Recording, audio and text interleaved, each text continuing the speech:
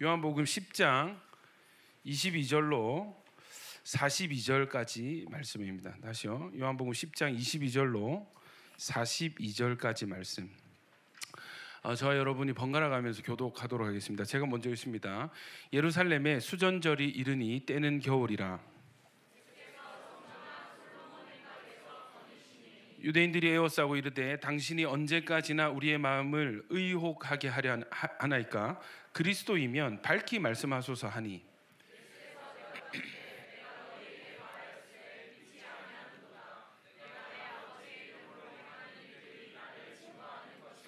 너희가 내 양이 아니므로 믿지 아니하는도다.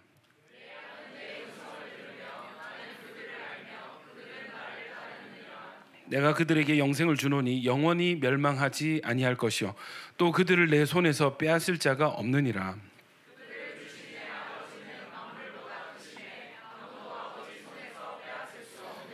나와 아버지는 하나이니라 하신대.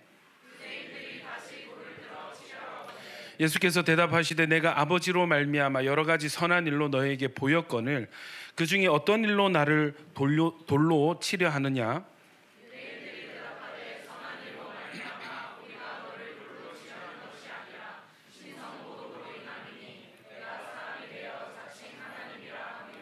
예수께서 이르시되 너희 율법에 기록된 바 내가 너희를 신이라 하였노라 하지 아니하였느냐?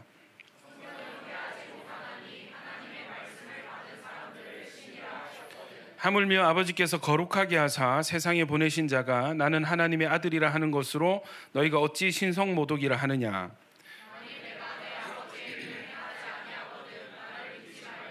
내가 행하거든 나를 믿지 아니할지라도 그 일은 믿으라. 그러면 너희가 아버지께서 내 안에 계시고 내가 아버지 안에 있음을 깨달아 알리라 하시니.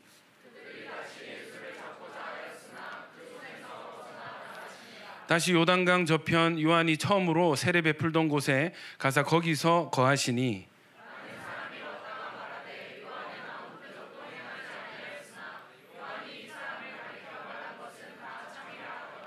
같이요. 그리하여 거기서 많은 사람이 예수를 믿으니라. 할렐루야.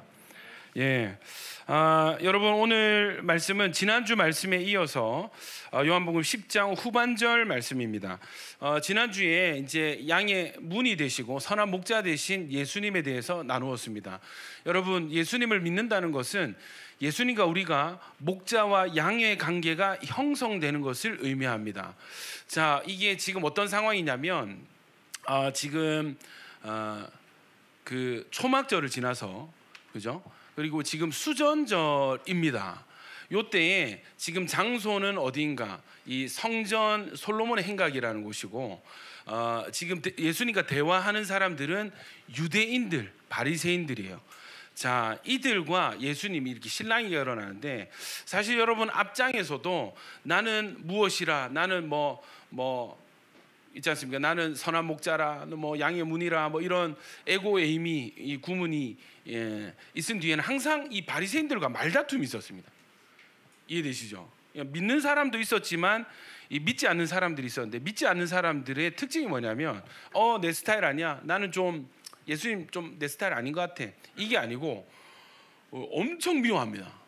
근데 미워하는 정도가 어느 정도냐면 돌로 들어서 막 죽이고 싶어 할 만큼. 그럴 일이 아니잖아요. 이해되십니까? 여러분 우리가 그 다른 종교인 사람들을 만났다고 해서 그 사람 막 돌로 치려고 합니까? 벽돌을 어디 뒀더라 막 이런 안 계시잖아요. 우리가 부산대 앞에 가면은 그 이단들이 늘 서 있습니다. 그죠? 여호와의 증인들이 그 지금 뜨거운 그 땡볕인데도 불구하고 매일 저기 어디입니까? 예, 저기 정문 앞쪽에 2명씩 꼭 나와가지고 그냥 나오는 게 아니고 지침이 있대요. 가장 좋은 옷으로 입고 여자들은 화장을 이쁘게 하고 옷도 딱 갖춰 입고 뜨거운 여름이면 양산을 들고서라도 항상 가만히 서 있습니다. 전도하는 거예요. 그래서 관심을 보이는 사람에게 막 이렇게 책자를 나눠주고 하는 전도인데 우리가 이단으로 생각하고 그들이 좀 교리가 잘못됐다고 해서 우리가 막 미워하거나 막 그 좌판 없거나 그렇게 하지 않잖아요. 그렇지 않습니까? 근데 바리새인들의 특징은 뭐냐면 예수님이 설교를 했을 때 그것이 받아들여지지 않으면 예수님을 너무 미워하는 거예요. 이해되십니까? 이게 좀 이해가 안 될 만큼의 어떤 그런 반응인데 오늘도 마찬가지입니다. 예수님이 이렇게 나는 누구다 이렇게 말씀을 하셨을 때 유대인들이 돌을 들어서 죽이려고 했어요. 그런데 여러분, 이 사람들이 예수님께 나왔을 때 오늘 본문에 읽었듯이 만약에 왜 예수님 말씀 때문에 우리가 지금 갈등이 심합니다. 언제까지 우리를 의욕시키려 합니까? 흔들리게 합니까? 만약에 당신이 그리스도면 좀 분명히 좀 얘기를 해주십시오. 이거는 여러분 어쩌면 진짜 호기심 반, 궁금증 반, 그렇죠? 또 개 중에는 이 책 잡으려는 사람도 있었을 거예요. 어쨌든 뭐 알려고 나온 사람들인데 그들에게 말씀을 전했을 때 이들이 예수님 막 죽이려고 하는 거예요. 여러분, 지난주에는 양에 대해서 언급을 했고요. 오늘은 누가 나와요? 바리새인들이 나옵니다. 양을 뜻하는 것은 예수님을 믿고 따르는 자들을 말하는 것이고, 바리새인들은 복음을 받아들이지 못하고 예수님을 대적하는 자들의 어떤 대표성, 상징성이 있는 인물들입니다. 그래서 오늘의 질문이 뭐냐면, 나는 양인가 바리새인인가? 이 질문으로 출발합니다. 그리고 지난주에 이렇게 여러분 말씀을 듣고 또 우리 셀 나눔 중에 그런 질문, 그럼 예수님의 음성을 듣는다는 것이 무엇인가 하는 이렇게 질문을 던진 지체도 있더라고요. 그래서 오늘 좀 대답이 되었으면 좋겠습니다. 또 뭐냐면 양과 내가 양인가 바리새인인가를 분별하기 위해서는 이 양의 특징과 바리새인의 특징을 잘 이해를 해야 돼요. 이걸 알면 나는 양쪽이구나, 나는 바리새인 쪽이구나, 요거를 점검할 수 있겠죠. 자, 먼저 예수님의 양이 된 사람들의 특징이 있습니다. 첫 번째가 예수님의 말씀을 듣고 회개와 믿음으로 연결이 됩니다. 예수님이 표적을 일으키시고 이렇게 말씀을 들려주시면 그 말씀을 듣고 깨닫고 이해하고 믿음으로 연결이 돼요. 항상 많은 사람들이 믿더라, 누구는 믿더라, 이게 믿음과 말씀이 연결이 되는, 이해되시죠? 두 번째 특징이 뭐냐면 예수님의 표적을 보고 마찬가지로 회개와 믿음으로 연결이 된다는 것입니다. 그래서 여러분, 예수님을 믿는다는 것은 어떤 것이냐? 여러분, 성경에는요, 예수님이 어떤 어려운 개념을 설명하실 때, 생소한 개념을 설명하실 때 당대의 사람들이 누구나 알만한 상식적인 이야기로 비유를 하세요. 예수님을 믿는다는 것은 뭐냐면 어둠 속에 있는 사람이 이 빛이 비쳤을 때 빛으로 나오는 거예요. 여러분, 그 어두운 동굴 들어가 보신 적 있으세요? 어두운 동굴, 나 그런 경험 있다. 손. 그 어떤 일로 동굴에 들어가셨는지 모르겠는데, 여러분, 저는 한 번씩 예전에 두나미스 성령 세미나 하러 이렇게 단양에 가면은 거기 뭐가 있냐면 굴이 있어요. 엄청 깊은 굴이 있습니다. 그래서 이제 제가 처음 갔을 때 이제 선배 목사님들이 박 목사 왔으니까 한번 관광 한번 시켜줘야지 해가지고 단양에 있는 어떤 굴로 이렇게 가는데 입장권을 끊고 들어갑니다. 근데 그 거리가 1시간을 걸어야 겨우 반대편 끝으로 나오는 거예요. 여러분, 이게 동굴에 갔을 때 그 안에는 불이 다 켜져 있잖아요. 그런데 한번 상상을 해보십시오. 깊은 동굴에 들어갔는데 거기 불이 없어요. 이해되십니까? 그러니까 더듬으면서 가는 거예요. 이렇게 조금씩 이해되십니까? 얼마나 불안하겠어요. 얼마나 불안하겠어요. 어두움을 특히 싫어하시는 분들도 간혹 계시죠. 어떤 시골에 가면은 가로등이 하나도 없는 그런 깡촌이 있습니다. 밤길을 이렇게 홀로 걸어가면 어떤 생각이 드냐면, 옛날에 우리 조상들이 과거 시험 보러 갈 때 이 길을 어떻게 호롱불 하나 들고 갔을 텐데 얼마나 무서웠을까. 그러니까 여러분, 예전에 그거 아시죠? 한국에 호랑이가 많던 시절, 밤이 되면 항상 여러분 이 밤길을 걷는 바보는 없다는 거예요.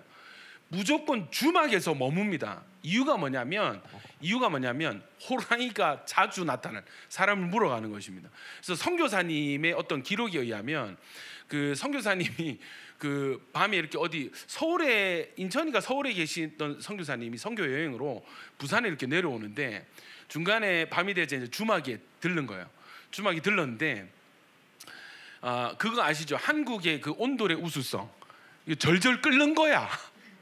이해되시죠? 아랫목에 있으니까 막 너무 뜨거워가지고 문을 열었는데 그 주모가 나와가지고 정신 나갔냐고, 호랑이한테 큰일 난다고, 물려간다고 해서 문을 닫아놓고, 그러니까 이게 숨을 쉴 수 없을 정도가 돼가지고 문풍지에 구멍을 뚫어서 겨우 숨을 쉴 수 있었다, 그런 기록이 있습니다. 선교사님 100년 전의 기록이.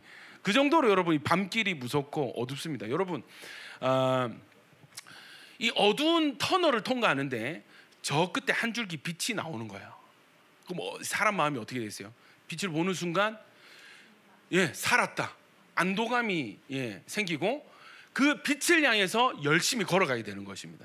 예수님이 뭐라고 했어요? 내가 있는 동안에는 내가 세상의 빛이다 하셨잖아요.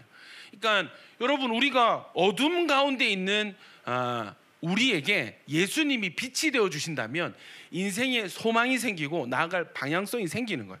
예수님을 믿는다는 것은 어둠 속에 있는 자가 빛으로 나아가는 것을 의미합니다. 여러분, 터널에서 빛으로 나가는 게 어려워요, 쉬워요? 당연한 일입니다. 여러분, 살기 위해서 빛으로 나아가는 것은 너무 당연한 일이에요. 아멘이죠? 자, 이 빛에 대한 그 약속이 있어요. 호세아서 6장 3절에 같이 한번 읽어볼까요? 이 구약의 말씀인데 하나님이 계속 너에게 빛을 비춰주겠다, 빛처럼 나타나겠다라는 약속의 말씀 주셨어요. 읽어봅시다. 시작. 그러므로 우리가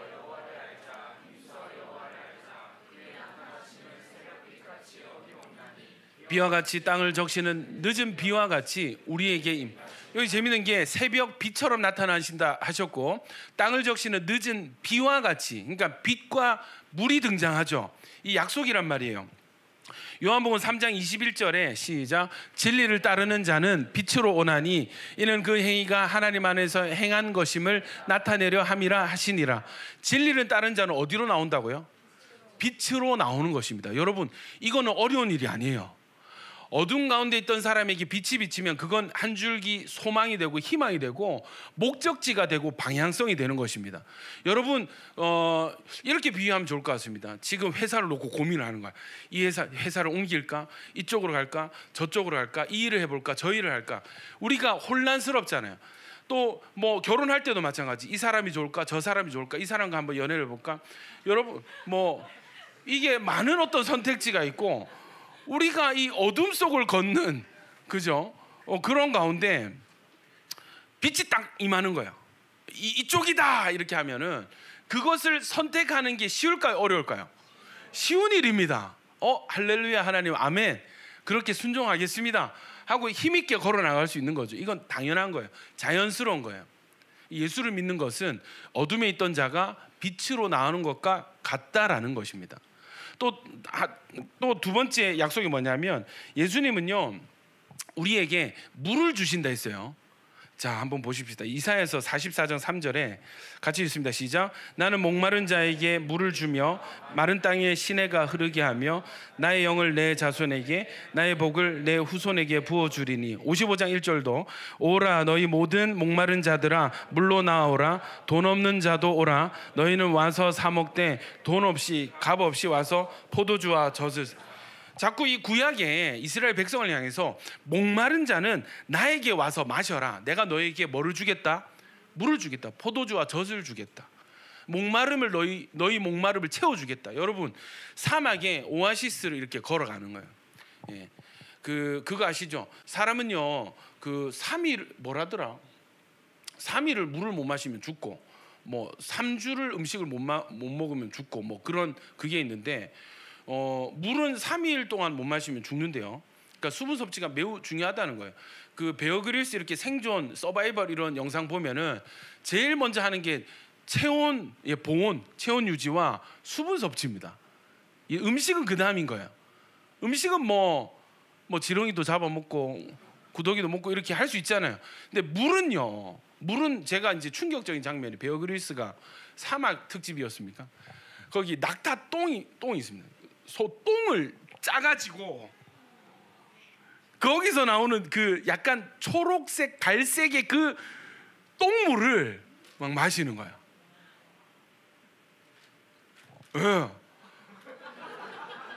여러분 으윽하잖아요. 근데 여러분도 사막에 던져지면 아마 달려들 거예요. 그 뭐 자기 오줌 받아가지고 먹는 거는 뭐 당연한 일이고, 여러분 수분 섭취가 그 정도로 중요합니다. 그런데 이 구약에 하나님이 계속 뭐라고 약속하냐면, 목마른 자들아 내가 너희에게 물을 주겠다. 물을 제공하겠다. 사막길을 걷다가 저 끝에 오아시스가 보이는 거예요. 달려갈까요? 안 달려갈까요? 달려가죠. 이게 쉬운 일일까요? 어려운 일일까요? 당연한 일입니다, 여러분. 당연한 일이에요. 예수님을 믿는 것이 이 일이라는 거예요. 자, 요한복음 7장 37절에 시작. 명절 끝날 곧 큰 날에 예수께서 서서 외쳐 이르시되 누구든지 목마르거든 내게로 와서 마시라. 나를 믿는 자는 성경의 이름과 같이 그 배에서 생수의 강이 흘러나오리라 하시니. 아멘이시죠? 또 계시록에서도 이 물에 대한 약속이 있습니다. 시작. 성령과 신부가 말씀하시기를 오라 하시는도다. 듣는 자도 오라 할 것이요 목마른 자도 올 것이요 또 원하는 자는 값없이 생명수를 받으라. 생명수, 생명의 강, 생수의 강을 흘러나게 했다. 그 물을 마시게 하겠다. 약속을 주시는 것입니다. 여러분, 목마른 자가 물을 마시는 것은 어려운 일이 아닙니다. 여러분, 이 심판을 앞두고 있는 이 방황하는 영혼이 예수님을 믿고 나오는 것은 어려운 일이 아닌 거예요. 당연한 거예요. 자연스러운 일입니다. 너무나 상식적이고 합리적인 선택인 것입니다. 아멘이죠. 여러분, 죽음 가운데 불치병에 걸려서 죽어가는 사람에게 어떤 병이든지 고쳐줄 수 있는 명의가 나타났어요. 바지가랑이 붙들까 안 붙들까요? 당연한 일입니다. 제가 어제 무슨 영상을 봤냐면, 그 입시해가지고 옛날 80년대 입시 그 풍경을 보여줬어요. 그때는 원서를 직접 손으로 써가지고 학교 교학처입니까? 거기에 서류를 넣어야 이게 이제 전형이 이제 등록이 되는 거거든요. 근데 시간을 넘긴 것 같아. 어떤 사람이, 한 남자인데 짐승처럼 여러 교학처 앞에서 짐승처럼 막 울부짖는 거예요. 으악 어떡해 하면서 와 울다가 이 사람이 유리문을 발로 꽝 차가지고 와장창 깨트리고 그 유리 조각 사이로 들어가가지고 있잖아요. 접수를 시키는데 그 뒤를 따라서 많은 사람들이 들어가고 뒤에서 사람들이 박수를 치는 거야.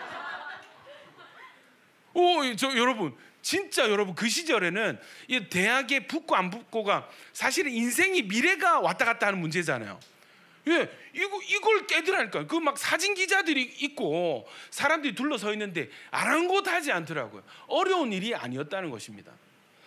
여러분, 우리에게 그런 영적인 갈망이 회복되어지기를 축원합니다.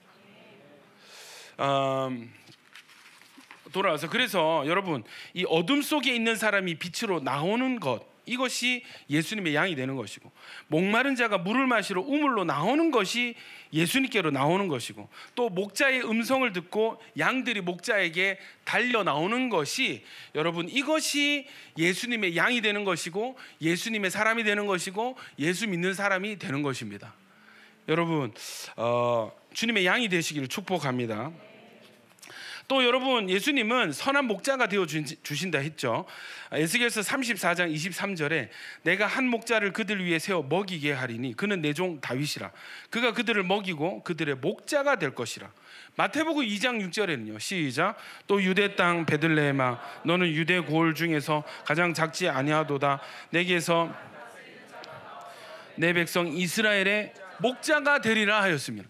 예수님의 탄생을 이스라엘의 목자가 나타날 것이다 라고 천사가 고지를 하는 것입니다. 예수님이 지난 말씀이죠, 오늘 말씀이죠. 내 양은 내 음성을 들으며 나는 그들을 알며 그들은 나를 따르느니라 했습니다. 요한복음 10장 14절에도 예수님이 나는 선한 목자다, 나는 내 양을 알고 양도 나를 아는 것이 아버지께서 나를 아시고 내가 아버지를 아는 것 같다, 나는 양을 위해서 목숨을 버린다 라고 말씀을 하셨습니다. 그러니까 예수님이 목자고 우리가 양이라는 거예요. 여러분, 예수님이 오셔서 이 무리들이 예수님께 나오는 걸 볼 때 예수님의 마음이 매우 애통해 하셨어요. 왜요? 목자 없는 양들이 방황하는 것 같이 보셨다 했어요. 이해되십니까? 여러분, 그 지난주에 말씀드렸죠. 양은요 방향 감각이 없고 고집이 세고 또 매우 교만합니다. 이해되시죠? 방향 감각이 없어요. 심지어 자기를 보호할 수 있는 발톱이나 이빨도 없고요. 그리고 초식 동물들은 웬만하면 좀 빨리 도망치는 그 기능이 있잖아요. 얘네는 이 놀라면은 경직이 돼서 쓰러지는. 이 여러분, 늑대가 나타나면은 이거는 여러분 10중 8구 다 죽을 수밖에 없는 운명이 양인 거예요. 목자 없이는 절대로 생존이 불가능한 존재가 양이라는 거예요. 근데 여러분 보고 양이라는 거예요. 사슴 정도만 돼도 야, 토끼야, 뛰어, 적들이 나타나면 무조건 도망쳐, 이거 되잖아요. 근데 여러분, 우리를 너무나 무기력하고 너무나 그죠, 어리석고 고집이 센 양이라고 하시는 거예요.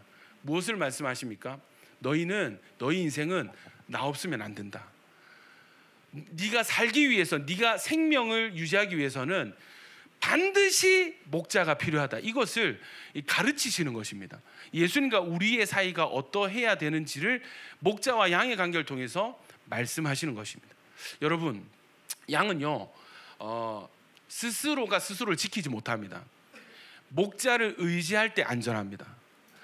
양은요 어디에 푸른 초장이 있는지 알지를 못합니다. 방향 감각이 없어요. 이해되시죠?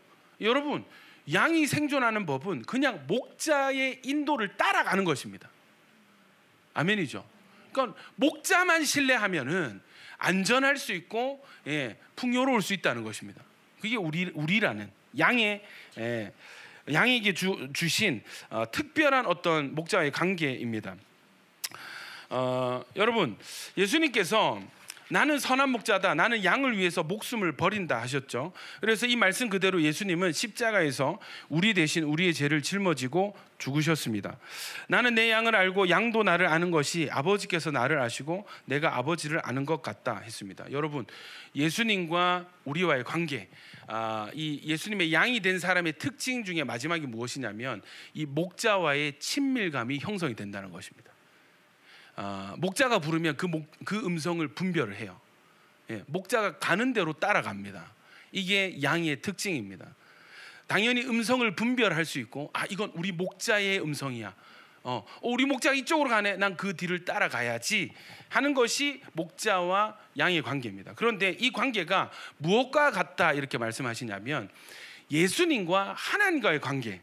그래서 아버지께서 나를 아시고 내가 아버지를 아는 것 같다 라고 말씀하셨어요. 여러분, 하나님 아버지와 아들 예수님의 관계는 세상에서 가장 친밀한 관계입니다.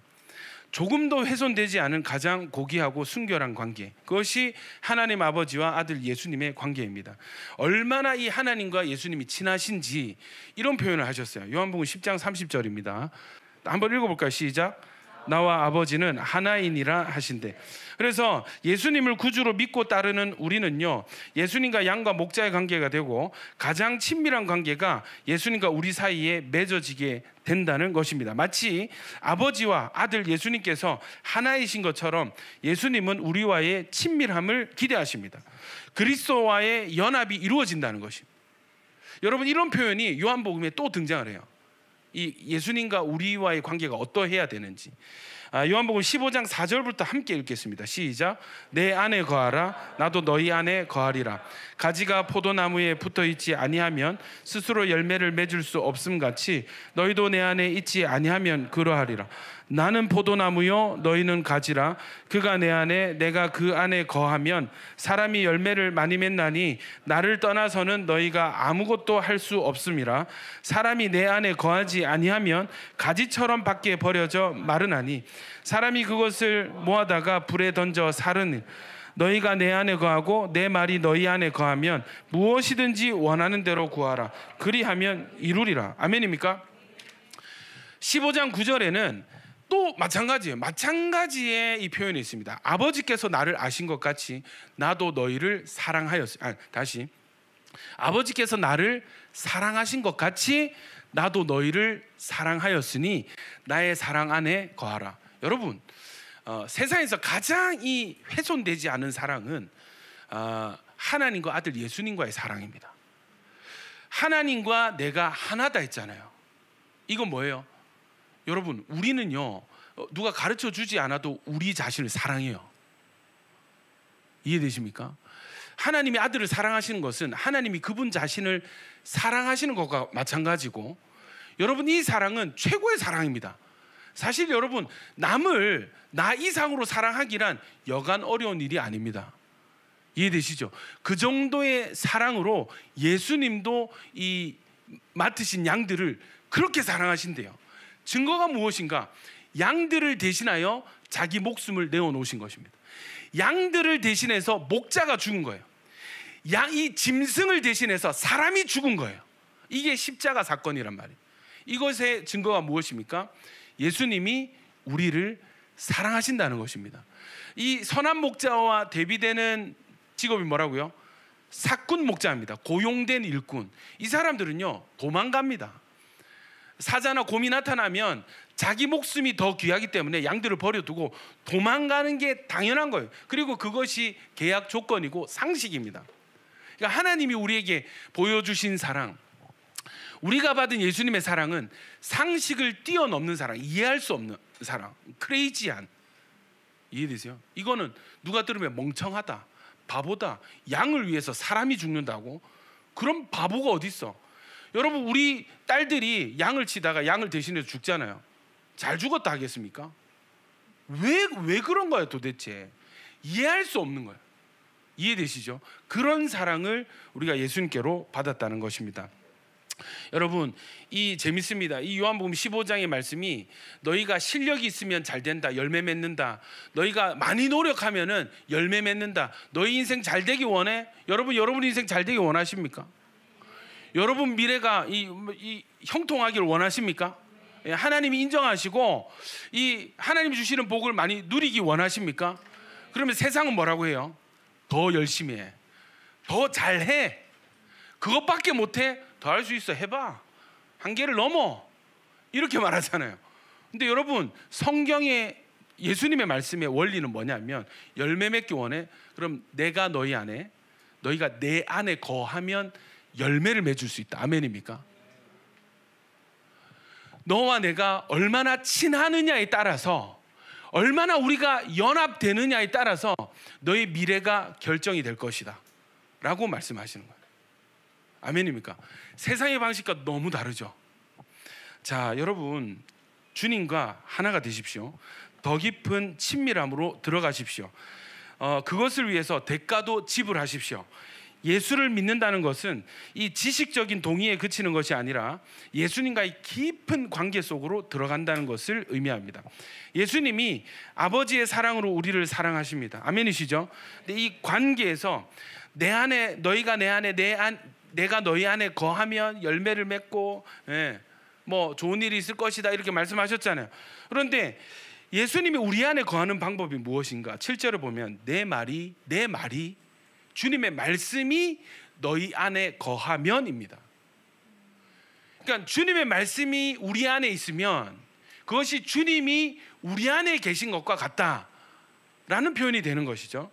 여러분 목자 되신 예수님을 친밀하게 알고 내 양은 내 음성을 듣고 알고 따른 데 있습니다. 아멘입니까? 예, 내 말씀이 너희 안에 거하면, 예, 그 음성에, 그 말씀에 순종하는 저와 여러분 되시기를 축복합니다. 바리새인들 반응이요 하나입니다. 이 사람들 믿지 않았습니다. 믿지만 않은 게 아니고 예수님을 싫어하고 미워했습니다. 얼마나 싫어했냐면 돌로 쳐서 죽일 만큼. 자, 오늘 이때는 수전절인데 언제냐면 하누카라고 하는 절기입니다. 이스라엘 절기고 시기가 언제냐면 11월 혹은 12월인데 양력으로 하면 12월 25일 무슨 날이에요? 크리스마스죠. 이 하누카라는 절기하고 겹치는 거예요. 이 절기는 어떻게 생겨났냐면 예전에 그 로마 황제가 이 성전을 모독을 한 사건이 있습니다. 이 성경에서 돼지는 이 부정한 짐승인데 이걸 가지고 성전에 피를 뿌렸어요. 이렇게 돼지 머리를 막 제단에 올려놓고 성전을 더럽힌 거, 부정하게 한 거예요. 그런데 여러분 이 한 1800년 BC 1800년 경에 유대인들이 반란을 일으켜 가지고 마카비라는 사람이 이 이스라엘의 왕이 된 적이 있습니다. 그때 무엇을 했냐면 이 하누카 이 절기 요 날에 성전을 정화하는, 정결하게 하는 예식을 한 거예요. 그리고 다시 봉헌식을 드렸습니다. 이때를 이제 기념해서 하누카라고, 빛의 절기라는 이름으로 행사가 뭐냐면 집집마다 거리마다 유리병에다가 이 촛불에다가 기름을 채워서 불을 붙이는 거예요. 이 꼭 뭐 같아요? 시기도 크리스마스 같고 하는 행사도 크리스마스 트리 같죠. 빛의 축제가 일어나는 날이 이 수전절입니다. 요때 이 대화가 있었어요. 이해되십니까? 사람들이 집집마다 어둠 가운데 불을 밝히는 그때에 이 대화가 있었던 거예요. 장소가 어디냐면 솔로몬의 행각입니다. 영상 한번 보여주실래요? 솔로몬의 행각이 어딘가? 이게 성전이라면 가운데가 성전이죠. 자, 주변에 쭉 이렇게 행각이 있습니다. 그 넓은 복도가 길게 뻗어 있고 여러 개의 대리석 기둥이 지붕에 덮여져 있어서 햇볕이나 비를 피하는 곳이에요. 근데 여러분, 이곳에는 항상 사람들이 붐볐어요. 다음 사진. 자, 이렇게 생겼습니다.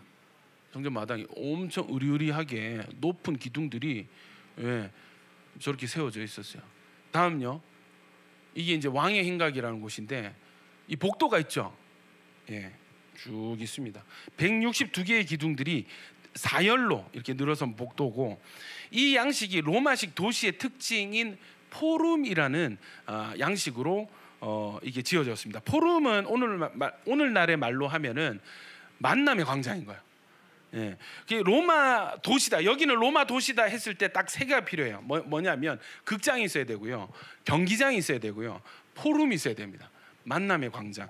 여기서 뭐를 하냐면 사람들이 만남의 광장이죠. 만나서 대화를 나눕니다. 어떤 대화? 비즈니스, 환전, 이 채권, 뭐 이런 그 돈과 관련된 중요한 대화, 그리고 정치적인 대화를 이 포럼에서 하는 거예요.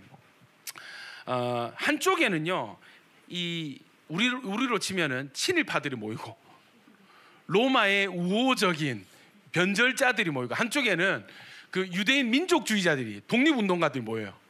그 독립운동가들이 모이는 곳이 솔로몬의 행각입니다. 이해되시죠? 그러니까 이 세속적인 사람들과 이 종교적인 사람들이 여기서 만나서 토론도 하고 거래도 하고 소개도 하고 친분도 쌓는 그곳인데, 예수님이 여기 자주 거니셨습니다. 나중에 보면요, 사도행전 5장 12절 보시면 사도들의 손을 통하여 민간의 표적과 기사가 많이 일어나며 믿는 사람이 다 마음을 같이하여 어디에 모이고? 솔로몬 행각에 모이고. 여기인 거예요. 여기에서 이 제자들이 복음을 전하고 말씀을 전했던 그 자리입니다. 왜냐하면 여기에서 예수님이 설교를 하셨거든요. 말씀을 많이 전하셨거든요. 근데 여기에서 어떤 사건이 일어나느냐? 요한복음 10장 24절에 있습니다. 시작. 유대인들이 애워싸고 이르되 당신이 밝히 말씀. 유대인들이 애워쌌습니다. 보통 애워싸면 뭐예요? 그 다음 한 사람이 가운데 있고 성난 사람들이 애워쌌어요. 모다발이죠. 이제 막 밟는 이 사람들이 모여가지고 뭐라고 하냐면, 당신이 언제까지나 우리의 마음을 의혹하게 하려 하나이까? 그리스도이면 밝히 말씀하소서. 여러분, 예수님은 한 번도 유대인들의 마음을 의혹하게 한 적이 없습니다. 그냥 있는 그대로의 진리를 전하셨어요. 본인의 정체 그대로를 전하셨어요. 본인의 사명 그대로를 행하신 거예요. 근데 여러분, 이 의혹이 일어나는 건 누구예요? 유대인들입니다. 근데 여러분, 예수님을 믿는 제자들의 마음에는 의혹이 있을까요, 없을까요? 없습니다. 예수님은 하나님의 아들이고 그리스도가 맞는 거예요. 근데 이걸 어떤 사람은 의혹하고 어떤 사람은 믿고 넘어갑니다. 무슨 차이일까요? 믿음의 차이입니다. 자, 언제까지나 우리의 마음을, 언제까지나라는 표현이 헤오스 포테라는 말인데, 이 직역을 하면은 얼마나 오랫동안 우리를 의혹하나이까. 그 NIV에서는 언제까지나를 how long 이렇게 번역이 되어 있습니다. 의혹하다라는 단어를 찾아보니까 아이로라는 단어인데 뜻이 재밌어요. 들어올리다, 운반하다라는 뜻이에요. 이게 또 어떤 뜻이 있냐면 억류하다, 머물게 하다라는 뜻도 있습니다. 그러니까 언제까지 우리 마음을 의심하게 합니까? 불안하게 합니까? 언제까지 우리 마음을 누르실 겁니까? 그러니까 유대인들이 지금 어떤 마음 상태예요? 뭔가 혼란스럽고, 이게 긴가민가 의심도 되고 마음에 심한 갈등도 있어요. 예수님이라 하기에는 뭔가 좀 부족한 것 같은데, 촌사람인데, 그냥 사람인데 그리스도라고. 그런데 이걸 그냥 무시하자니 예수님이 가는 곳마다 막 사람들이 났고 기적들이 일어나고 그 하시는 말씀이 비범한 거예요. 예사롭지 않은 거예요. 넘기기에는 너무 묵직하고 받아들이자니 뭔가 성이 안 차는 낫이요. 예수님은 갈릴리 촌에서 올라온 목수의 아들이잖아요. 영 사람 같단 말이에요. 이사야 예언대로 하면 볼품 없었어요. 여러분, 지금 이 유대인들은 이 예수님 믿자니 걸리고 성이 안 차고 또 안 믿자니 뭔가 있고 그냥 막 왔다리 갔다리 하는 거예요. 예수님의 대답이 뭐냐 하면 내가 말해도 너희가 믿지를 않는다. 25절 26절 같이 읽겠습니다. 시작. 예수께서 대답하시되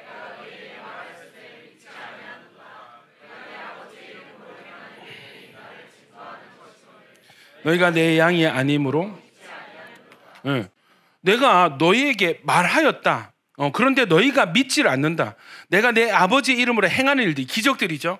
나를 증거하는 일들을 내가 많이 보여줬는데 너희가 믿지 않는 이유는 너희가 내 양이 아니기 때문이다. 여러분, 예수님께서 이 요한복음에만 보여주신 수많은 기적들이 있습니다. 2장에 물을 포도주로 변화시키셨고 또 생수를 4장에 생수를 주시겠다고 약속을 하셨고 처음 만난 사마리아 여인의 과거를 아시고 또 5장에는 38년 된 옴짝달싹 못하는 병자를 고치셨어요. 그리고요 오병이어로 5,000명을 먹이셨습니다. 무리를 걸으셨어요. 날 때부터 소경된 맹인을 고쳐주셨습니다. 앞을 보게 하셨습니다.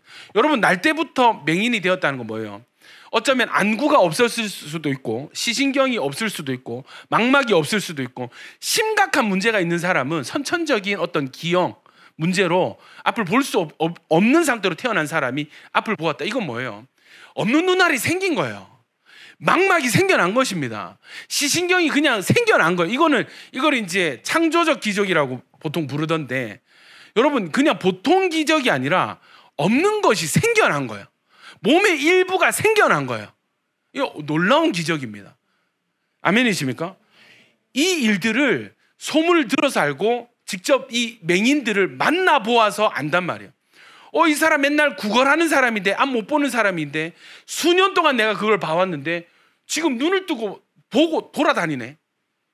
이해되죠? 그 사람 불러서 또 말하고 부모 불러서 말하고 또 불러서 말하고 이해되시죠? 나중에 안 되니까 쫓아내려고 했잖아요. 이 기적을 보고도 안 믿는 거예요. 이 다 하나님의 이름으로 행하신 일들이고 또 다 예수님의 존재에 대해서 증거하는 일들이었는데 예수님 뭐라고요? 너희가 알고 보고도 듣고도 믿지 않는다. 이유가 뭔가? 너희가 내 양이 아니기 때문이다.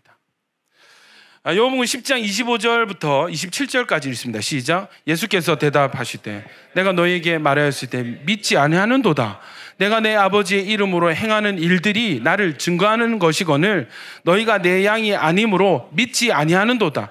내 양은 내 음성을 들으며 나는 그들을 알며 그들은 나를 따르느니라. 여러분은 예수님이 믿어지십니까? 복이 있을 줄로 믿습니다.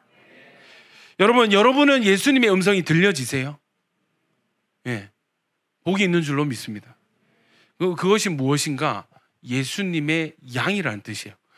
하나님이 우리를 예수님의 양으로, 한 분 목자 되신 예수님의 양으로 우리를 불러주셨다는 뜻입니다.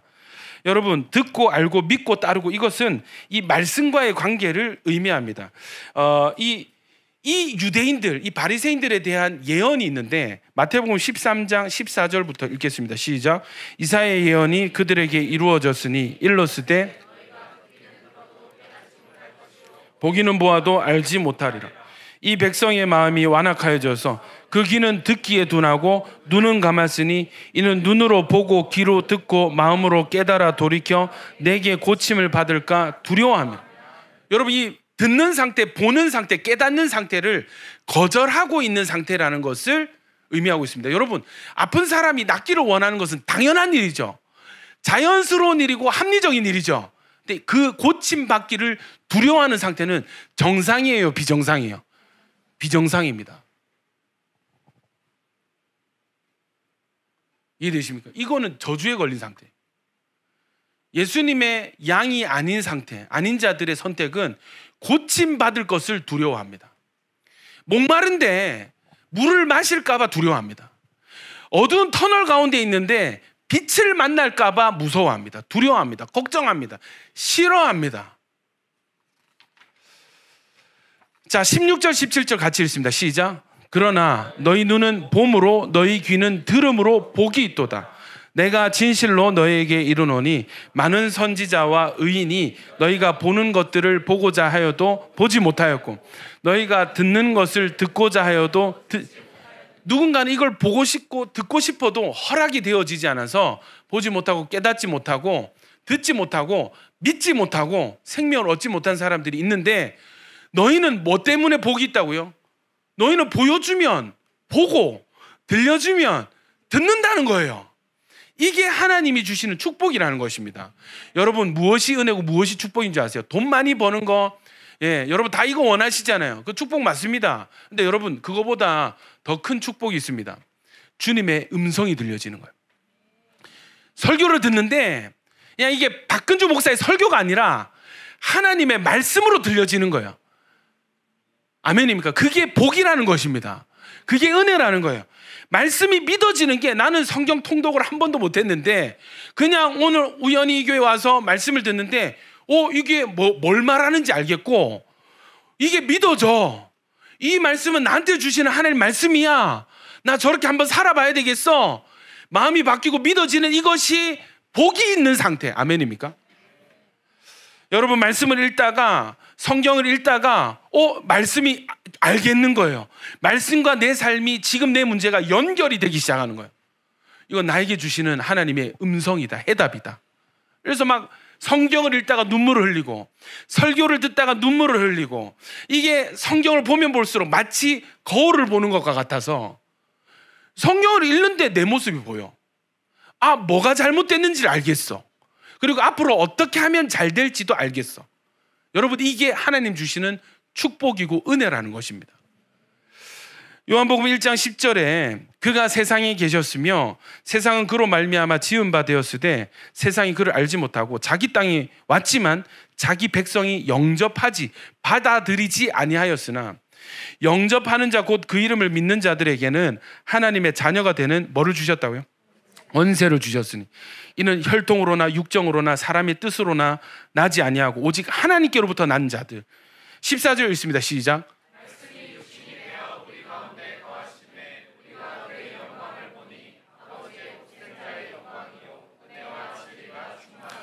여러분, 한 번도 본 적 없는, 보이지 않는 하나님이 육신을 입고 이 땅에 오셨습니다. 이것을 말씀이 육신이 되어 이 땅에 왔다라는 거예요. 그러니까 양과 목자의 관계는 이 말씀과 우리의 관계인데, 말씀이 우리를 찾아오신 거예요.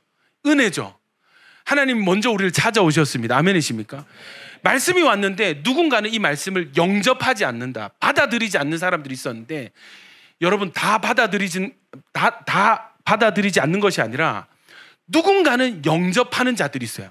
근데 영접하는 자들에게 하나님이 어떤 은혜를 주세요? 하나님의 자녀를 삼아 주십니다. 아멘이십니까? 자녀의 권세는 누구에게 있는 거예요? 진짜 하나님의 자녀가 누굽니까? 예수님이에요. 예수님을 믿고 받아들이는 사람은, 하나님이 보내신 이 말씀을 가슴에 품는 사람은, 영접하는 자는 예수님의 권세를 받게 되는 것입니다. 놀라운 축복입니다. 아멘이십니까? 말씀이 육신이 되어 우리 가운데 거하시면 우리가 그의 영광을 보니 보여지는 거예요. 영광을 보니까 이게 누군가에게는 갈릴리 촌놈이고 요셉의 아들이고 목수 출신의 촌놈인데, 여러분, 이게 부르심을 입은 예수님의 양으로 택함을 받은 우리들에게는 보면은 하나님의 영광인 것. 아멘이십니까? 이 차이인 것입니다. 예수님을 대하는 태도와 예수님을 바라보는 관점 차이가 양인가 바리새인인가를 가름하는 것입니다. 택하심을 받았는가, 택하심 밖에 있는가, 축복인가 저주인가를 가름하는 기준이 뭐라고요? 예수님과 우리와의 관계, 말씀이 받아들여지고 예수님을 통해서 하나님의 영광이 보여지는 거예요. 보여지는 거예요. 아멘이죠. 여러분, 양은 목자의 음성을 듣고 예수님도 양들을 알고 양들은 예수님을 따른다고 했습니다. 우리 지난 시간에 이 목자가 양을 길들이는 방법에 대해서 알려줬어요. 여러분, 목자가 이웃집에 어떤 양을 샀어요. 혹은 무리 중에서 임신을 해가지고 새끼 양이 태어났어요. 신입이 이제 온 거예요. 신병 들어왔다, 신병 받아라, 이렇게 된 거예요. 그러면 목자는 반드시 이 과정을 길들이는 과정을 반드시 거친다 했어요. 어떻게 한다고요? 쫄쫄 굶깁니다. 밥을 안 줍니다. 제가 부모 단톡방에 올렸는데 자녀들에게 이제 위로 공감에 지친 부모들에게 한 저자가 뭐라고 하냐면 아이들에게 상처가 아닌 결핍을 주십시오. 결핍을 허락하십시오. 그래야 여러분, 위로 공감만 주고 배고플 때 계속 있잖아요. 음식 주고 달라는 거 다 사주고 하는 아이들이 뭐가 되냐면 나르시시스트가 됩니다. 나르시즘은요 소시오패스보다 더 위험해요. 이해되십니까? 그래서 요즘 유튜브에 그런 알고리즘 뜨잖아요. 뇌과학자, 심리 상담학자들이 이런 사람은 꼭 피하십시오. 다 보면 나르시시스트. 이해되십니까? 갑자기 그런 사람들이 이 나르시시스트에 대한 위험성을 막 알리는, 그게 뭡니까? 우리 윗세대가, 지금 나타난 이 세대가 그렇게 성장했다는, 어떻게? 결핍 없이 오야 아빠 뭐 사주세요, 엄마 뭐 사주세요, 다 해주는 거야. 결핍 없이 자라는 거야. 이 인격을 망치는 것이 되는 것입니다. 이해되십니까? 자신의 삶도 망가뜨리고 타인의 삶도 망가뜨리는 그런 사람을 키운다는 거예요. 뭐라고 하냐면 이 저자가 아이들에게 반드시 결핍을 선물하십시오. 결핍의 과정을 허락하십시오. 그런데 여러분, 이게 부모들에게 쉽지 않을 것입니다. 왜냐하면 여러분이 견딜 수 없어 하거든요. 자녀의 결핍을 부모들이 못 견뎌낸다는 거예요. 이해되십니까? 반드시 결핍을 허락하십시오. 그래야 건강한 자녀로 키울 수 있습니다. 아멘이세요? 그래서 여러분, 뭐 사달란다고 다 사주면 안 됩니다. 뭐 달라고 한다고 다 주면 안 되고, 무조건 위로 공감 아닙니다. 결핍을 줘야 돼요. 생각할 수 있는 기회를 주는 거예요. 자기를 돌이켜보고 돌아볼 수 있는 기회를 부모가 제공해 줘야 된다. 아멘입니까? 여러분, 양을 길들이는 것이 육아하는 거랑 비슷하더라고요. 양이 지금 왔는데 긴장되잖아요. 새로운 환경에 너무 긴장되고 배고프잖아요. 똥을 질질 싸고 막 왕따 당하고 막 이런 상태잖아요. 밥을 안 주는 거예요. 굶기는 거예요. 이해되십니까? 정말 막 쓰러질 때쯤 돼서 밥을 주는데 그냥 주는 게 아니고 그 양의 이름을 부르면서 밥을 줍니다. 요걸 계속 반복을 해요. 언제까지 하냐면 누구누구야 이렇게 이름 불렀을 때 이 목자의 음성을 알아듣고 밥 시간이다. 우리 목자가 나에게 음식을 주는 시간이다 해가지고 목자에게 쭉 달려오잖아요. 그러면 길들여진 거예요. 이 목자와 친밀함의 관계가 형성이 된 상태가 되는 것입니다. 이해되십니까? 여러분, 이게 그냥 설명해서는 이게 얼마나 강력한 것인지 이게 잘 가늠이 안 되시죠? 영상이 있는데요. 한번 2가지 영상입니다. 목자예요. 저 안개 속에 양들이 막 흩어져서 풀을 뜯고 있습니다. 소리 좀 올려주세요. 요한복음 10장 4절. 검요.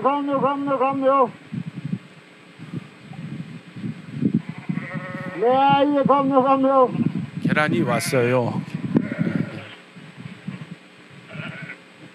자, 보십시오. 안개 속에서. 검요. 검요.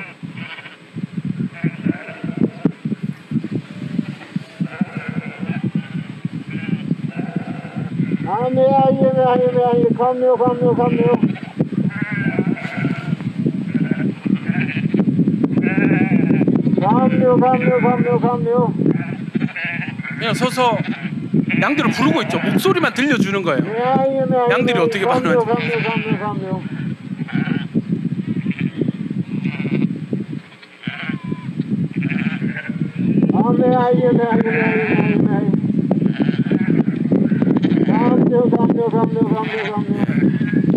안개를 뚫고 양들이 모조리 목자 주변으로 다 몰려들기 시작합니다. 그냥 목자 목자는 부르면 되는 거예요.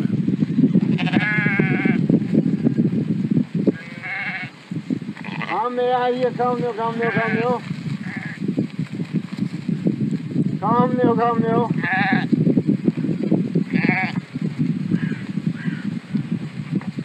자, 지각생들이 있습니다. Kamyo, kamyo, kamyo. 엎드려 뻗쳐야 되겠죠, 이미. Kamyo, kamyo.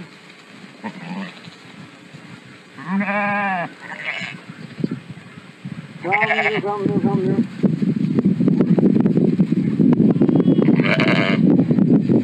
여러분 신기하지 않습니까? 신기하지 않아요? 다른 영상이 있는데요. 이 영상은 이제 목장 체험하러 온 뭐 이제 여행객들이 있는 거예요. 한 명씩 시켜보는 거예요.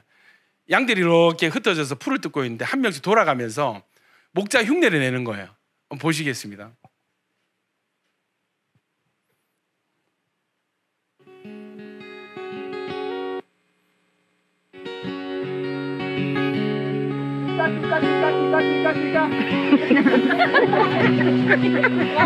One more time. Oh, one is. 반응을 안 하죠. 예, 그 다음 사람.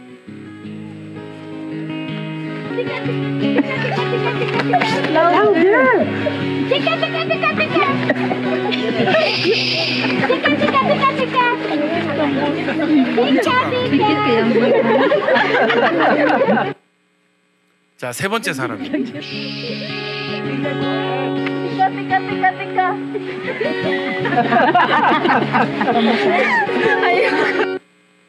자, 이제 목자가 나타나서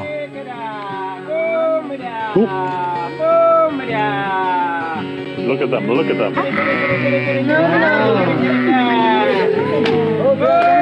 고개를 풀을 뜯다가 갑자기 다 목자를 바라봅니다. They are coming. Oh my God. Oh my God.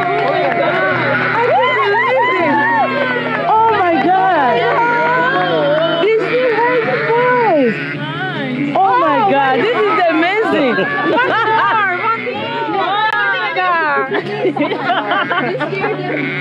Yeah, Eunice made him go away.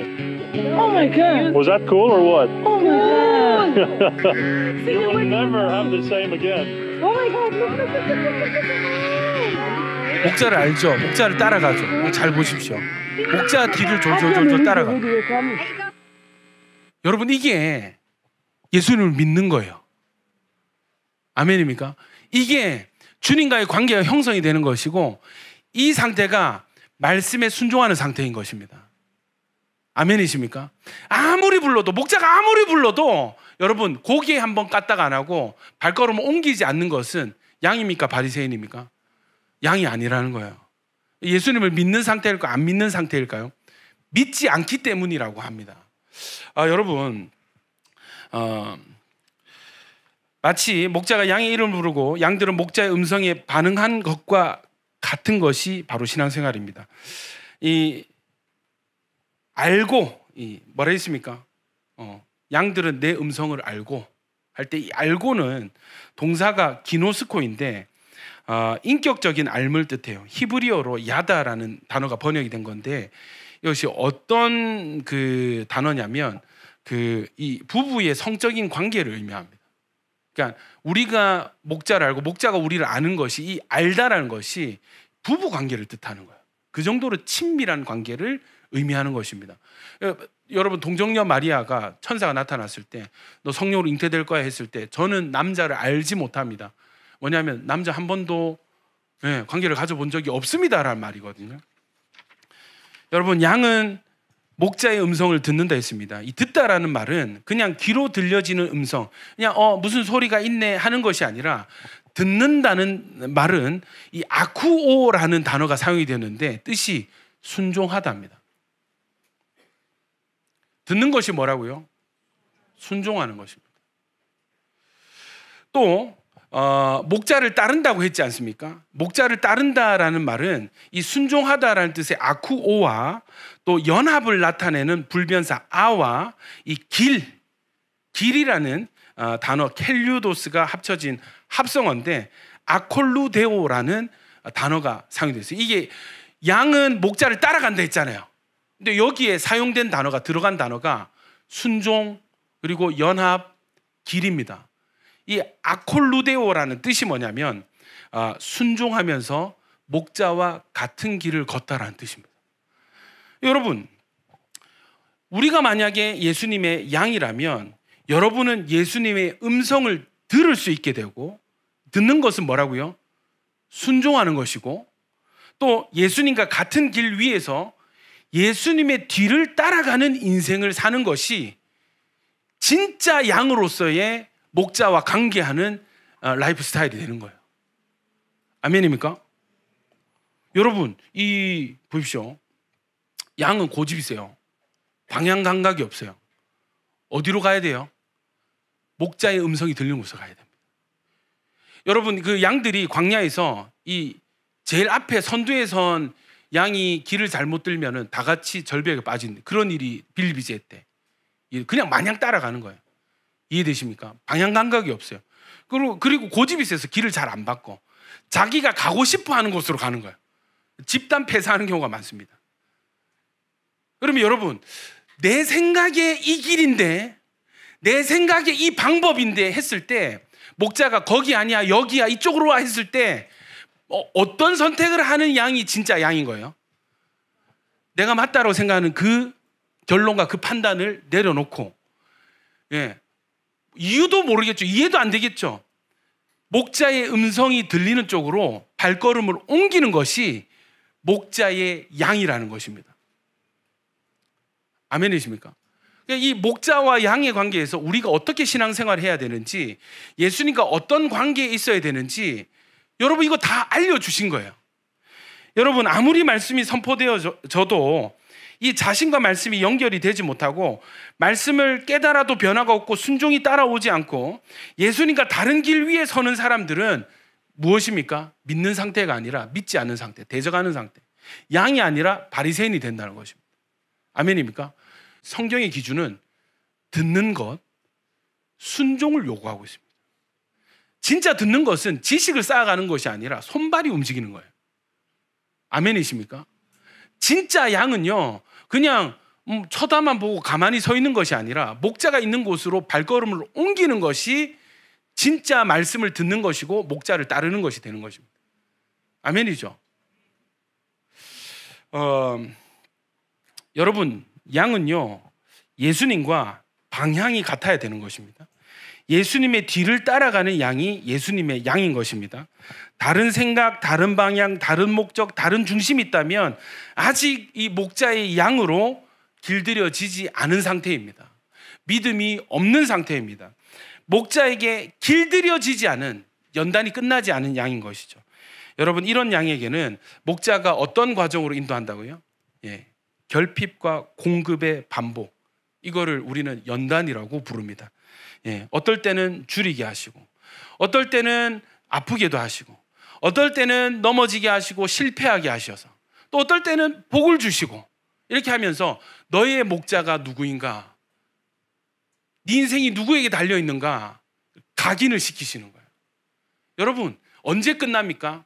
길들여졌을 때, 주님이시다, 주님이 나를 향해서 지금 말씀하고 계신다, 순종해야지, 따라가야지. 여러분, 발걸음이 옮겨지고 내 생각을 내려놓는 그 순간, 너 훈련됐구나, 연단됐구나, 주님의 인정이 그때 임하기 시작하는 것입니다. 여러분, 연단의 과정을 반드시 통과해내는 저와 여러분 되시기를 축원합니다. 여러분, 이 과정이요 쉽지 않아요. 너무 어려워요. 그러나 이 과정은 반드시 필요한 과정입니다. 왜냐하면 광야를 통과하지 않고는 이 가나안 땅, 약속의 땅으로 들어갈 수 없듯이 이 연단과 길들임의 시간이 없으면 우리는 예수님의 말씀을 분별할 수 없고 순종할 수 없고 구원받았다고 하면서 그냥 자기 거 하는 인생이에요. 목자가 어디로 가든지 그냥 자기 길 가는 인생이 되는 것입니다. 예수님과 이 목자와 아무런 상관이 없는 인생이 되어버리는 것입니다. 아무리 목자가 이 목이 터져라 불러도 꿈쩍도 안 하는 양의 모습과 그 상태가 우리의 인생이 되어버리는 것입니다.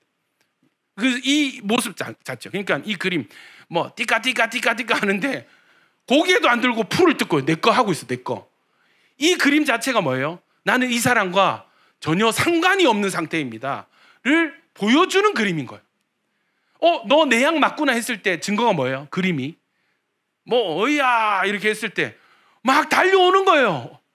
안개를 뚫고 어둠을 뚫고 목자가 있는 곳으로 다 몰려드는 것입니다. 여러분, 예수님의 양은요, 목자가 부를 때 목자에게로 달려옵니다. 목자가 앞장서서 길을 떠날 때도 그 뒤를 졸졸 따라갑니다. 목자가 가는 대로 양도 가고 목자가 인도하는 대로 발걸음을 옮깁니다. 여기에 양이 원하는 길 없습니다. 양이 가고 싶은 방향 없습니다. 양이 어떤 과정 없습니다. 목자가 기준이 되는 거예요. 목자의 목적지가 나의 목적지가 되고 목자의 뜻이 나의 뜻이 되는 것입니다. 누가복음 9장 23절에는 이것을 이렇게 직접적으로 주님 말씀하세요. 시작. 또 무리에게 이르시되 아무든지 나를 따라오려거든 자기를 부인하고 날마다 제 십자가를 지고 나를 따를 것이니라.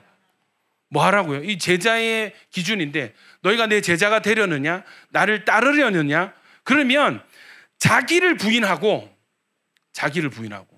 여러분, 이 시대는 자기 부인의 시대가 아니잖아요. 원하는 건 곧 주고도 해야 직성이 풀리는 시대잖아요. 당장 이번 달 월세 낼 돈이 없어도 어디 맛집 생기고 무슨 오마카세 요즘 여러분 한 끼에 25만 원 30만 원 하는 식당 아십니까? 오마카세 무슨 미슐랭 3스타 2스타 이해되십니까? 한 끼에 싼 데가 25만 원. 우리나라에서 제일 비싼 식당이 안성재 셰프의 모수 얼마인 줄 아십니까? 50만 원입니다. 한 끼. 요만한 고기 요만큼 주는 데 있잖아요. 50만 원. 자, 좋아. 결혼 기념일이야. 좋은 데 가서 식사하자. 모수로 갔어요. 둘이 갔어요. 얼마? 100만 원이 그냥 한 끼에 날아가는. 100만 원이면 여러분 치킨이 몇 마리입니까? 야, 여러분 곧 죽어도 카푸어라는 말이 있죠. 그 GS25 알바하면서 그 돈 모아가지고 페라리 사는 거예요. 살 집이 없는 거예요. 카푸어인 거예요. 이런 시대가 되어버렸습니다. 여러분, 자기를 부인하다라는 것은 자기의 뜻을 내려놓는 것을 의미합니다. 자기의 목적과 과정, 방법을 다 내려놓는 거예요. 주님이 기준되어지는 것입니다. 그리고 주님 뒤를 따라가는 거예요. 인생의 목적과 방향이 예수 그리스도인 거예요. 예수 그리스도 하면 여러분 뭐가 예수 그리스도입니까? 말씀입니다. 말씀이 육신이 되어 오신 분입니다. 말씀이 우리의 길이 되고 우리의 방향이 되고 우리의 중심이 되어야 될 줄로 믿습니다. 여러분, 현대신앙의 비극이 무엇입니까? 예수님을 믿는다 하면서 성경을 몰라요. 말씀을 사랑하지 않습니다. 그건 여러분 뭐예요? 듣기는 들어도 꿈쩍도 안 하는 양의 상태와 똑같습니다. 근데 본인은 양이래, 목자의 양이래. 이거는 말씀 인정받을 수 있을까요? 인정을 받지 못할까요? 인정받을 수 없는 것입니다. 여러분, 한번 물어보겠습니다. 여러분은 진짜 선한 목자의 좋은 양들이 맞으십니까? 여러분, 예수님을 아십니까? 예수님 믿으세요? 예수님 음성 들으십니까? 듣는다는 것은 순종하다는 뜻입니다. 마지막에 뭐예요? 목자를 따르느니라 했습니다. 여러분, 여러분의 방향이 목자의 방향과 일치합니까? 그 길 위에 예수님 등 뒤에 섰습니까? 아니면 예수님을 가로질러서 앞질러서 예수님 앞에 여러분이 길을 정하고 여러분이 목적지를 정하고 여러분이 방법을 정하고 있습니까? 여러분, 따르는 게 아니에요.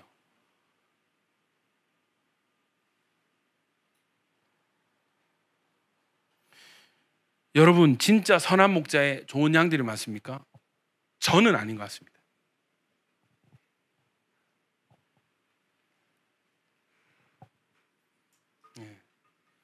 양심적으로 저희 신앙생활 돌아봤을 때 아닌 것 같아요. 좋은 양이 아닌 것 같아요. 왜냐하면 나는 여전히 내 뜻과 내 생각과 내 목적이 펄펄 살아있거든요. 제 뜻이요, 예수님보다 앞장설 때가 너무 많거든요.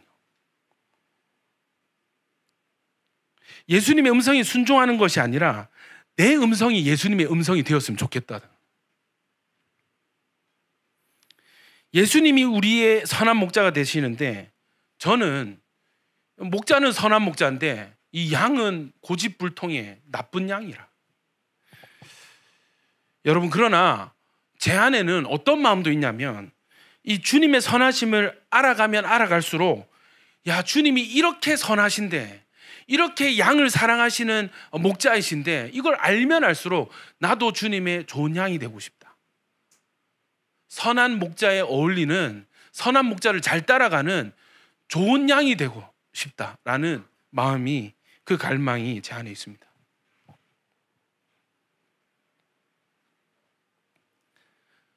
나도 언젠가는 완전히 나를 부인하고 예수님의 십자가를 지고 예수님과 같은 길 위에서, 예수님 등 뒤에서 예수님을 따라 걷는, 100% 예수님을 신뢰하고 따라가는 양이 되고 싶어요. 그러나 저는요, 많이 부족합니다. 아직 멀었습니다. 이 양의 모습보다는 이 바리새인들의 모습이 저와 더 가까운 것 같습니다. 사랑하는 성도 여러분, 우리의 모습이 길들여지지 않은 양의 모습 같고, 예수님을 잘 믿는 제자들이 아니라 이 바리새인들의 모습이 더 많이 나타난다고 해서 여러분, 우리가 포기하지 않았으면 좋겠습니다. 왜냐하면 주님께서 그런 우리임을 아심에도 불구하고 버리지 아니하시고, 여러분 계속 우리를 연단하고 계시다는 증거가 뭐예요? 여러분, 내가, 예수님 뭐라 하셨습니까? 내가 사랑하는 자를 징계하고 책망한다 하셨어요. 예. 여러분, 주님이 우리를 아직 포기하지 않으셨다는 증거가 무엇입니까? 우리 삶에 이 결핍과 공급의 은혜, 이 연단하시는 은혜가 여전히 우리 가운데 있다는 것은 아직 주님이 우리를 사랑하시고 우리를 포기하지 않으셨다는 증거가 되는 것입니다. 여러분, 선한 목자의 선한 양들이 되어 가십시다. 절대적으로 예수님의 음성에 반응하는, 그 음성에 순종하는 저와 여러분 되시기를 축원합니다. 말씀을 마무리하겠습니다. 여러분,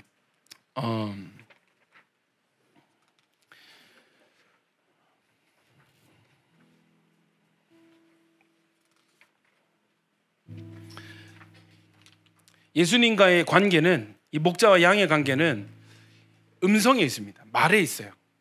목자가 뭔가 말을 하면 그 음성을 듣고 기가 막히게 목자를 찾아옵니다. 목자를 따라갑니다. 목자가 거기 아니야, 이쪽이야 하면요, 여러분, 이 결국은 목자의 말에 순종을 하는 거예요.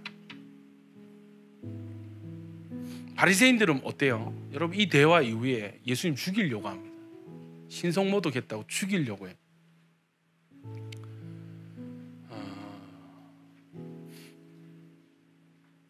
지식을 넘어서 여러분, 믿음으로 나아가시는 양들이 되시길 축원합니다. 단순한 믿음을 넘어서 순종하는 믿음이 되어지시길 축원합니다.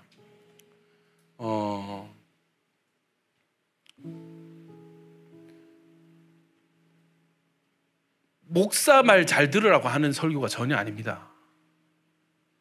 왜냐하면 저 역시도 주님 앞에서는 한 명의 부족한 양에 불과한 거예요. 저도 여러분, 주님의 말씀에 순종해야 되는 사람입니다. 여러분, 주님께서 말씀을 우리에게 목자로 보내주셨어요. 여러분에게 준비된 이 말씀을 선포하는 이 시간만큼은 우리의 진짜 목자 되신 예수님의 음성이 들리는 시간인 것입니다. 여러분, 진짜 설교 시간을 놓치지 마십시오. 예배 시간을 놓치지 마십시오. 예. 들려지는 이 마이크를 타고 스피커를 통해서 들려지는 이 설교를 그냥 듣고 계속 풀만 뜯는 것이 아니라 이 소리 가운데, 이 메시지 가운데 주님의 음성을, 나를 부르시는 주님의 음성을 듣고 반응할 수 있는 그런 순종하는 믿음이 되어지시길 축원합니다. 여러분, 이제 2학기 되면요, 우리 묵상도 할 거예요. 매일 여러분 제가 묵상해서 올려드릴 거예요. 여러분도 묵상하셔서 세런들과 나누셔야 됩니다. 매일 주어진 그 본문 텍스트, 그 몇 글자를 통해서 그곳에서 나를 향한 하나님의 음성을 듣는 거예요. 사랑하는 딸아, 사랑하는 아들아, 내게로 오렴, 더 가까이 오렴. 나와 함께 이 길을 걷자. 내가 인도하는 이 길에 나를 좀 따라오지 않을래? 주님의 그 음성을 듣는 거예요. 그 음성을 따라가는 것입니다. 아멘이죠. 이게 음성을 듣는다는 것이 착각하시면 안 됩니다. 신비적으로 뭐 모세야 하는 그 음성 듣는 게 아니에요. 우리 가운데 계신다 했잖아요. 내 말이 너희 안에 거하면, 하나님의 말씀이 우리 안에서 이게 메아리처럼 나를 향한 그 한마디 그 음성, 한 문장의 그 음성, 그 감동, 그 깨달음, 그 믿음을 따라 사는 거예요. 내 멋대로 사는 게 아니고요. 여러분, 광야에서 양이 자기 인생 추구하는 것만큼이나 위험하고 어리석은 상태가 또 없습니다. 광야에서 가장 지혜로운 양은요, 철저하게 목자의 음성에 귀를 기울이는 거예요. 철저하게 목자를 의식하고 의지하고 신뢰하는 태도, 이것을 믿음이라고 부르는 것입니다. 여러분, 말씀과의 관계가 믿음의 관계가 되어지시길 축원합니다. 지식이 아니라 믿음이 되어지시길 축원합니다. 아멘이세요? 이 목자는 왜 이 목자를 신뢰할 수 있습니까? 우리를 대신해서 죽으신 목자. 그 어느 목자도 이 짐승 대신해서 죽은 목자가 없는데, 예수님은 이 죄인을 위해서 대신 죽으셨어요. 나보다 나를 더 사랑하시는 예수님입니다. 나보다 내 길을 더 잘하시는 예수님이십니다. 여러분, 이 예수님을 신뢰하십시오. 여러분 인생 됩니다. 해답이 생깁니다. 좋은 길로 인도하십니다. 아멘이시죠? 결국은 믿음 싸움입니다. 양과 바리새인을 가름짓는 것은 믿음입니다. 오늘 본문이 어떻게 끝나요? 많은 사람들이 믿더라 했습니다. 예루살렘에서, 성전에서 바리새인들은 믿지 않고 죽이려고 했는데, 갈릴리에서 촌 사람들은요, 예수님을 믿는 이 일들. 여러분, 이 은혜가 저와 여러분의 있기를 축원합니다. 우리 시간에 한번 말씀 기억하면서 기도하실 때, 하나님, 선한 목자 되신 예수님의 선한 양들이 되게 하여 주시옵소서. 양을 잘 따라가는 인생 되게 하여 주시옵소서. 무슨 일이 생기면 목자에게 묻고 좀 듣고 의저 순종해서 따라가는 인생 되게 하여 주시옵소서. 내 생각이 걸립니다. 내 생각이 너무 많습니다. 너무 좋은 아이디어도 많고, 너무 좋은 해결 방법도 많고, 이 과거의 경험도 있고, 하나님, 내가 나를 망치고 있습니다. 내가 나를 절벽 끝으로 밀어뜨리고 있습니다. 몰아가고 있습니다. 주님, 이것을 깨닫게 하시고, 주님 말씀에 눈을 뜨고, 하나님 실제 순종할 수 있는 믿음 되게 하여 주시옵소서. 우리 안에 바리새인 된 모습이 너무 많죠. 여러분, 걱정하지 마십시오. 주님이 아직 포기 안 하셨습니다. 아시고도 지금 계속 연단하고 계시잖아요. 여러분, 이 연단을 잘 통과해 내십시오. 통과해낼 수 있는 것도 믿음입니다.